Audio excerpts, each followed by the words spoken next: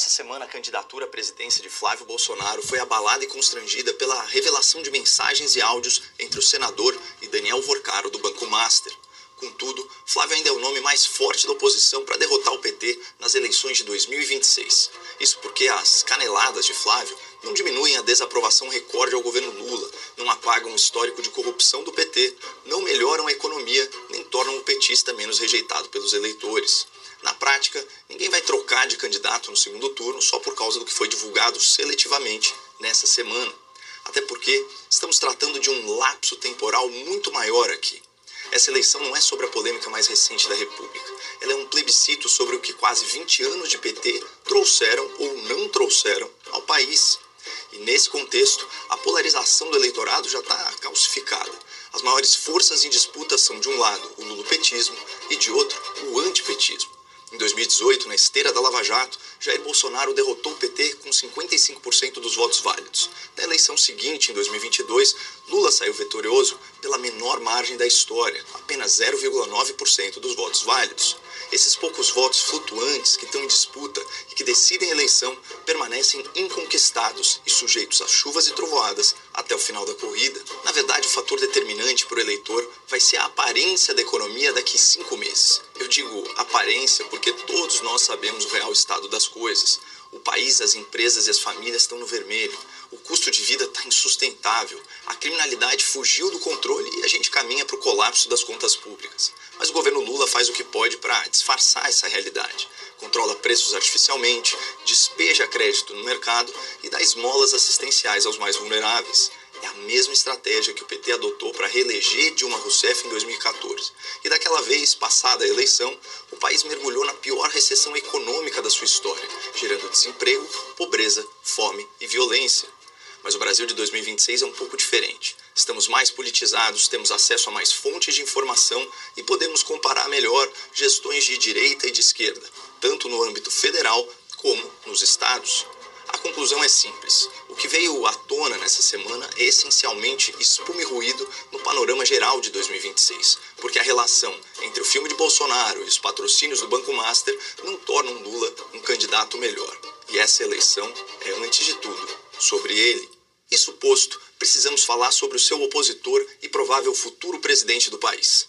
O vazamento de áudios e mensagens entre Flávio Bolsonaro e Daniel Vorcaro contradisseram manifestações anteriores do senador que alegava não ter nenhuma relação com o enrolado banqueiro. Tentam colocar a gente no mar de lama que eles estão, querem trazer a gente para esse lamaçal, mas isso não vai acontecer porque a gente não tem relação nenhuma, né, com esses criminosos e a gente vai resgatar esse Brasil. Mais uma vez, você não encontra o nome de Bolsonaro em nenhuma lista dessa, em nada que possa ter algum envolvimento com o Banco Master. Flávio mentiu.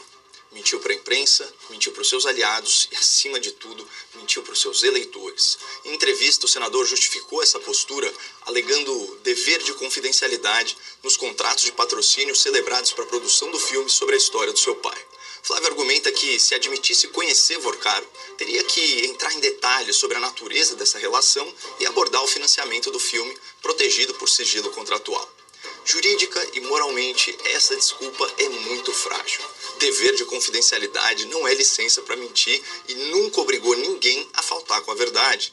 Era perfeitamente possível admitir que conhecia Vorcaro, assegurar que nunca trataram de nada ilícito e seguir a vida sem dar maiores explicações. Aliás, políticos tendem a fazer isso muito bem quando lhes convém. E o pior é que Flávio teve a oportunidade perfeita para se antecipar essa confusão toda em março desse ano, quando a Folha de São Paulo divulgou que o banqueiro tinha o número do senador na sua lista de contatos.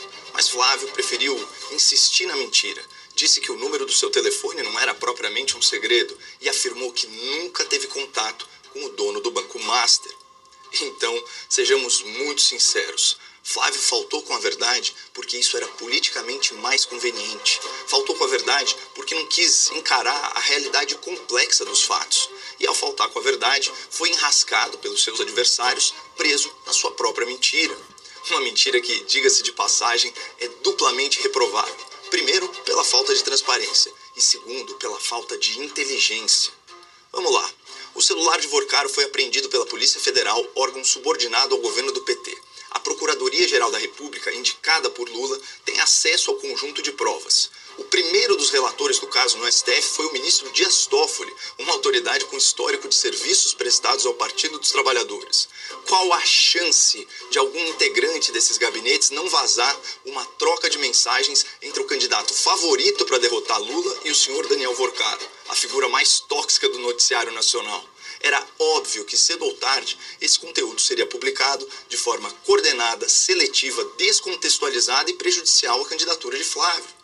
E é até difícil determinar qual o maior erro nesse episódio, se a tolice da mentira ou o amadorismo político. Mas enfim, ainda que não se verifique nada de ilícito nas mensagens que vieram a público, o estrago foi feito. E ele deve ser mitigado em duas frentes.